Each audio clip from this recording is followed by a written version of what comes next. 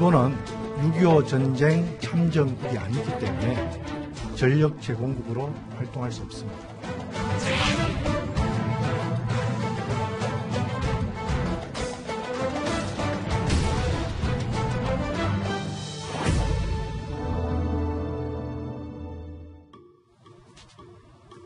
외교안보 이슈 바로 이겁니다. 2위, 일본의 자위대가 한반도에 김정은 위원장이 국가대표라는 타이틀까지 얻었습니다. 이 한일 간의 갈등이 무역으로 최고조에 다다른 가운데 군사 분야에서도 의미심장한 소식이 전해졌습니다. 유엔군 사령부가 한반도에 유사시 전력을 받을 국가에 일본을 포함하는 것을 추진하고 있는 것으로 알려진 건데요. 다시 말하면 한반도 위기 때 일본의 자위대가 유엔기를 달고 투입될 수 있다는 얘기입니다. 일단 국방부는 논의된 바 없다고 딱 잘라 말했습니다. 같이 들어보시죠. 일본은 6.25 전쟁 참전국이 아니기 때문에 전력 제공국으로 활동할 수 없습니다. 우리 정부가 동의하면 참모 활동은 가능하다는 말씀이십니까? 일본의 참여는 논의된 바 없습니다. 검토한 바도 없습니다. 주한미군 발간물을 근거로 해서 그 유엔사가 한반도 유사시 일본의 전력 제공을 추진한다라는 내용의 보도는 사실관계가 맞지 않다고 보시는 겁니까? 원문과 번역본 내용이 다르게 되어 있는 것으로 알고 있습니다. 원문을 참고하시면 이해가 되실 겁니다. 추진되는 거에 대해서도 우리 국방부는 어쨌든 반대하는 입장이라는 거죠. 논의된 바도 없습니다. 국방부의 공식 입장은 논의된 바가 없다는 겁니다. 신인구 대표님. 그런데 어디서 이 얘기가 나온 건지 좀 알아봐야 될 것 같습니다. 네, 주한미군의 매년 이제 전략 다이제스트를 발간하는데 2019년 전략 다이제스트에 그렇게 나와 있는 것이죠. 그래서 유엔사는 위기 시에 이제 필요한 일본과의 지원 그리고 전략 협약을 이제 지속할 것이다. 안 할 이유가 없다. 이렇게 지금 나와 있다는 거 아닙니까? 근데 방금 이제 지금 질문하고 또 국방부 부대변인이 답변하고 하는 걸 봤는데 저건 질문도 틀렸고 답변도 틀렸어요. 그럼 어떻게 해야 됩니까? 왜냐하면은 논의된 바 없다. 뭐 이렇게 얘기하지 않습니까? 우리하고 논의할 이유가 없습니다. 제도적으로는. 왜냐하면은 유엔사는요 한미연합사가 아닙니다. 유엔사는 유엔 안보리 결의안 제84조에 의해서 1950년 6.25 전쟁 발발 직후에 창설됐지 않습니까? 거기에서 어떤 결론이 돼 있냐면은 유엔군을 결성을 해서 이제 이 대한민국을 구해주는데 그 결성을 하고 전력 제공국으로 하고 구성 뭐 하던 이 모든 것을 미국에게 위임한다라고 되어 있습니다. 그래서 이 전력 제공이나 어떤 추가 어떤 구성이나 이런 모든 것들은 미국에게 위임한다라고 제84조에 나와 있기 때문에 미국이 알아서 하면 되는 거예요. 그러니까 우리랑 논의할 게 전혀 없는. 제도적으로는 그렇습니다. 그러나 어떤 현실적으로는 한국하고 좀 협의를 해야 될 부분이 있겠지만 이렇게 중요한 문제를요? 제도적으로는 그렇습니다. 그렇기 때문에 지금 저 질문과 대답은 사실은 틀린 겁니다. 근데 이런 거면 뭐 제도가 그렇다면 조금 수정을 해야 되는 거 아니에요? 이게 일본의 자위대가 유사시에 한반도 땅을 밟는다라는 문제는 그렇게 간단한 문제가 아니잖아요. 네, 간단한 문제가 아니죠. 과거 일본이 전범 국가이기 때문에 우리 국민의 감정도 있고 해서 일본군이 이제 한국에 들어온 데 대해서는 벌써 지난 정부, 지지난 정부 때도 문제가 많았습니다. 그러니까 북한이 자꾸로 이제 핵미사일을 이렇게 개발을 하고 만약에 한국을 핵으로 공격을 해서 전쟁이 벌어지면 어떡할 것인가 하는 부분에서 일본군이 과연 일본 해군이 한반도 영해에 진입할 것인가 하는 부분에 있어서 우리 정부가 분명히 했습니다. 한국의 허락 없이는 일본군이 들어올 수 없다라고 입장을 명백히 했고 요번에 이제 미국의 보고서에 나온 그런 얘기도 한국 정부의 그 허락 없이는 일본군은 절대로 유엔사에 참여할 수 없다는 게 우리나라의 입장입니다. 그렇군요. 지금 사실 우리가 이 유엔군 사령부의 이런 판단에 대해서 얼마만큼 왜 이렇게 반대를 하는지에 대해서 좀 더 살펴보겠습니다. 화면에 있는데요. 유엔군 사령부를 구성하고 있는 나라를 한번 살펴보겠습니다. 한국, 미국, 호주, 벨기에, 뉴질랜드 이런 나라인데요. 국방부 얘기대로 일본은 6.25 전쟁에 참전도 하지 않았고 우리나라를 식민 지배했었기 때문에 우리나라가 말씀하셨던 것처럼 정서에 좀 반하지 않나라는 건데, 신인균 대표님. 만약에 우리가 극구 반대하면 주한미군이 이 판단과 결정을 뒤집을 수도 있는 거예요? 이게 이제 미국의 의지가 어디까지 지금 있느냐. 또 우리 대한민국 정부, 지금 즉 문재인 정부와 어느 정도로 교감이 다 있고 또 어느 정도로 문재인 정부와 호흡을 맞추기 위해서 노력할 거냐. 즉, 어떤 그 친밀감이 어디까지 있느냐 하는 이거의 문제인데요.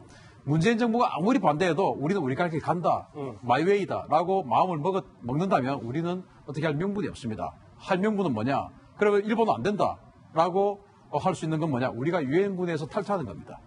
근데 그거는 사실상 불가능하죠. 불가능하죠. 그러니까 그 유엔군의 구성은 미국에게 일임되어 있는 것이 유엔 안보리 결의안이기 때문에 그것을 우리가 미국을 강제할 수는 없어요. 즉 이런 사안을 우리가 거부할 수 있으려고 하면은 한미 관계를 더 지금 돈독하게 해야 되지. 지금처럼 한미 관계가 이렇게 거의 누가 봐도 극단으로 치닫고 있는 상황에서는 알겠습니다. 우리가 미국을 설득할 수 없는 거죠. 유엔군 사령부를 이끌고 있는 미국은 오래전부터 일본에 눈독을 들였습니다. 2016년 주한미군 사령부를 이끌었던 브룩스 전 사령관의 얘기 한번 같이 들어보시죠.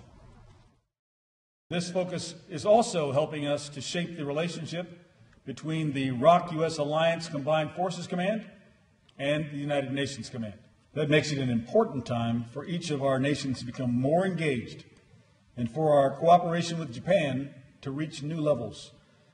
Greater cooperation among like-minded nations, and that includes cooperation between Japan and the Republic of Korea, as well as cooperation among UN sending states, is the order of the day. 자, 그런데 말이죠. 미국이 왜 무리를 하면서까지 이렇게 일본을 끌어들이려고 할까요? 첫 번째는 바로 돈입니다. We're defending the world. We're defending wealthy countries that can well afford to pay us. But they've been getting this free military, or at least massive partial subsidies, for so many years it's almost like habit. It's more habit than anything else. Nobody does anything about it, but we do. There's one country, we lose $5 billion a year. I won't say it, I don't want to embarrass. 25 years, right? I said, it's no good. We're losing $4.5 billion. It's no good. We can't do this anymore. 김종식 부장님, 좀 더 속내를 파보면, 네. 그러니까 유엔사가 일본의 자위대를 한반도 유사시에 끌어들이라는 이유는 트럼프 대통령의 방위비를 아끼기 위해서다라는 분석도 있습니다. 네, 돈 문제만 있으면 이렇게 심각한 문제가 아닙니다. 아하. 돈 문제만 있는 게 아니고 현재 중국의 부상 때문에 이걸 막기 위해서는 미국이 작년 5월 달에 인도 태평양 전략을 이제 발표를 했습니다. 우리 정부도 6월 30날 한미 정상회담 때 마지못해서 인도 태평양 전략을 지지했습니다. 앞으로 어떻게 참여한다는 그런 강력한 입장은 아니었습니다만 어차피 지지를 했기 때문에 참여할 것 같습니다. 그러나 여기서 우리가 뭘 할 수가 있냐면은 현재 미국은 일본의 그 경제력과 그다음에 인도의 힘 가지고 중국을 견제하려고 합니다. 거기에 이제 더불어 들어가는 것이 영국, 프랑스, 독일 같은 6.25 참전국하고 또 한국도 넣었으면 좋겠는데 한국 입장이 애매합니다. 애매하고 만약에 한국이 끝까지 일본의 자위대의 한반도 진주를 한반도에서의 병력 지원이나 이제 병참 지원을 반대한다면 아마도 그 본부가 일본으로 건너가서 일본에 아마도 동북아시키는 다자한보 체제가 만들어질 수도 있기 때문에 아하. 우리 정부가 심각하게 고민해야 됩니다. 돈도 돈이고 중국을 견제하는 목적이 그러면 크다. 신HS9이 형성이 돼서 한국이 미국의 방위선에서 빠져나갈 수도 있는 겁니다. 그러게요. 말씀하셨던 것처럼 간단한 문제가 아니라서요. 유엔군 사령부 일본 참여 추진이 반가운 나라는 바로 당연히 일본일 겁니다. 일본은 그동안 평화라는 이름을 앞세워서 전범 국가의 굴레를 벗어나기 위해서 부단히도 노력했습니다. 관련 목소리 들어보시죠. The peacekeeping operations from the very beginning, it has been a challenge for Japan because of the Article 9 of Japanese Constitution, which prohibits use of force except for the defense of self-defense of Japan. It took a long time a bit of a historical context. Try to underline that there is still a lot of room for Japan to widen, deepen our participation or our relationship with the peacekeeping operations, because I don't think it is only the military participation to the peacekeeping operation that we can do. There are 하지만 평화 뒤에 숨은 야심을 숨길 수는 없습니다. 전쟁을 할 수 있는 나라를 꿈꾸며 일본은 미국의 최첨단 전략 자산들을 대거 구입하고 있습니다. We had great talks. This morning we played a very fast round of golf. We had a meeting afterwards, and it looks like it's doing well. Our trade deal, our relationship, our military ties. Japan has agreed to buy a tremendous amount of military equipment. I mean, they're buying.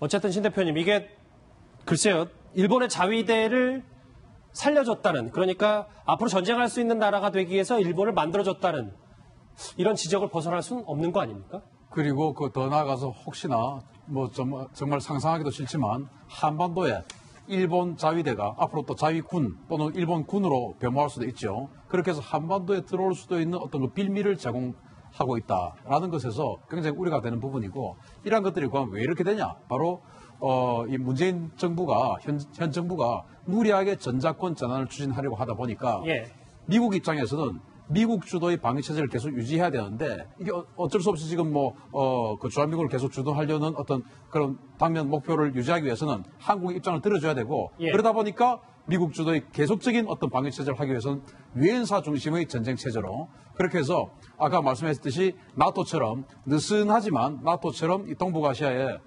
대중국 어떤 그 군사 체제를 만들어 놓는, 그게 중심에 미국이 있는 이 상태를 유지하려고 하는 것 같습니다. 그래서 이 정부의 무리한 전자권 전환 추진이 오히려 이런 역효과를 낳게 됐다, 이렇게 저는 봅니다. 자, 그런데요, 이런 가운데 주목해볼 만한 소식 하나 더 있습니다. 미국이 일본에게 제안을 하나 했습니다. 이란과 대치를 벌이고 있는 중동 호르무즈 해협에 이 자위대를 파병해달라는 겁니다. 미국은 지속적으로 중동 지역의 문제가 미국만의 문제가 아니라고 목소리를 높여왔습니다. 같이 들어보시죠. We have an international situation there in the Middle East. It's not a U.S. situation. And the focus for myself and Ambassador Bolton and Secretary Pompeo is to build international consensus to this international problem. 자, 그런데 말이죠. 이란과 대치를 벌이고 있는 이 중동 호르무즈 해협에 자위대를 파병해달라는 이 트럼프의 청구서 말고도 또 있습니다. 우리나라에도 이 청구서가 날아온 겁니다. 같이 들어보시죠. 미 측과 수시로 소통을 하고 있습니다. 중동 지역에 긴장이 고조되고 있는 데 대해 우려를 갖고 있습니다. 항행의 자유 그리고 자유로운 교역이 위협받아서는 안 된다는 입장입니다. 신 대표님, 미국의 저런 요청, 트럼프의 청구서 우리가 어떻게 받아들여야 됩니까? 저게 지금 우리 현재 미국의 오함대가 저쪽에 지금 주둔하고 있거든요. 이게 CFT 151이라고 하는 전단이 있는데, 그게 다국적 해군의 연합 전단, TF 전단이에요. 그게 이제 우리가 계속 청해부대라고 해서 군함 한 척씩을 파견하고 있습니다. 일본도 마찬가지로 군함과 P3 초계기 2대를 이제 파견을 하고 있고요. 그런데 트럼프 대통령은 더 많이 보내라 이겁니다. 왜냐? 지금 이란과 전쟁을 해야 되는데, 지금 트럼프 미군이 이 아덴만으로 내려와서, 호르무즈 해협이 아니라 아덴만으로 내려와서 대해적 작전을 지금 하는데 많은 군함을 투입하고 있습니다. 그런데 그 군함들을 호르무즈 해협으로 보내고 빠진 전력들을 일본이나 한국 전력으로 메우고 이란을 압박하려고 하면은 그 오함대 전력을, 미군 전력을 자유롭게 만들어야 되거든요. 그런 차원에서 자신들이 부담을 줄이고 이란 압박에 어떤 그 전념하기 위해서 한국과 일본의 추가 증원을 요청하는 것이라고 저는 봅니다. 잠시만요. 지금 이것 관련해서도 뉴스탑10 시청자들의 댓글이 들어왔는데요. 같이 한번 보시겠습니다. 전장권 빼와서 미군 무력화하려다 일본 자위대 불러들인다고 현재 상황을 좀 냉정하게 보는 분들 댓글도 있고요. 또 있나요? 예. 전쟁이 나면 일본이 후방 병참기지 역할을 하는데 무조건 협력 거부로 나가는 것도 문제다. 김정우 시장님, 저 댓글에는 좀 동일하세요? 저 동의를 합니다. 그러니까 우리 한국에는 사실 그 첨단 전력이 없습니다. 대부분 다 일본에 있거든요. 그래서 전쟁이 벌어지면 일본이 후방 병창 기지를 하고 거기서 이제 증원병력이 한국에 들어와 전쟁을 하는데 일본의 역할이 중요하죠. 그러니 저 말이 맞는 겁니다. 참 시청자분들 중에서 저렇게 군사적으로 해박한 지식을 가진 분들도 꽤 되는 것 같은데. 아주 예. 정확하고 냉철한 분석입니다. 예, 조수인 부장. 네, 지금 우리가 많이 경계해야 될 게 있어요. 한국군, 미군 이렇게 안 하고 일본은 유독 자위대라고 합니다. 예. 자위대라는 게요. 뭔가의 공격으로부터 방어만 하기 때문에 자위대라는 용어를 쓰는 거예요. 이게 2차 세계대전 때 일본이 전범 국가였기 때문에 군을 갖지 못하게 되면서 자위대라는 어떻게 보면은 기형적인 군 형태가 됐습니다. 그런데 지금 도널드 트럼프의 돈을 아끼려는 방위비 절감 계획 때문에 자꾸 지금 자위대가 정식적인 군이 되고 파병도 가는 저런 길이 열리고 있어요. 중요한 거는 바로 이 기회를 틈타서 아베 신조 일본 총리가 개헌, 그러니까 이른바 평화헌법이라고 하죠. 예. 군을 가질 수 없도록 하는 지금의 헌법을 개정함으로써 일본의 극우 세력을 결집시킬 가능성이 있다. 그래서 우리는 뭘 해야 되느냐? 지금 한일 갈등에 대해서 정말 더 그러게요. 긴밀하게 조율하고 어떻게든 위기를 타개를 해야 되는 겁니다. 지금 경제보험 문제 말고 지금 군사 그렇습니다. 분야에서도 지금 뭔가 심상치 않은 움직임이 있으니까요. 외교안보 소식 하나 더 있습니다. 북한에서요. 김정은 위원장이 또 하나의 타이틀을 달게 됐습니다. 바로 국가대표라는 얘기인데 안채일 수장님. 네. 북한의 개정헌법에 국가를 대표하는 최고 용도자 이 의미를 우리가 어떻게 받아들여야 됩니까? 그러니까 국가를 대표하는 최고 용도자의 직책이 바로 국무위원장입니다. 이거 국무위원장은 지난 2016년 노동당 제7차 당대회에서 내온 건데 요즘 말하자면 72년 12월 헌법을 사회주의헌법으로 바꾸면서 주석제를 도입한 것과 똑같다.